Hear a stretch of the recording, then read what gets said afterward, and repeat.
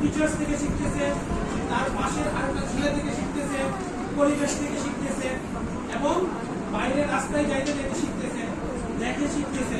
তো প্রত্যেকটা যে শিখার ধাপ, এই ধাপগুলোতে আমাদের এখানে আসে হলো ধরেন 50টা 60টা 70টা 100টা পরিবারের স্টুডেন্ট আসে।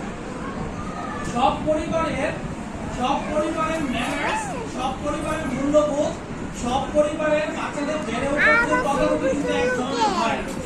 এই যে না হওয়ার কারণে একটা বাচ্চা আসতেছে একটা মিডল ক্লাস ফ্যামিলি, একটা বাচ্চা আসতেছে ভালো ফ্যামিলি, কিন্তু সে যে জায়গাটা তার চারপাশটা এতটা সুবিধাজনক না, চারপাশের মানুষগুলো এরকম না।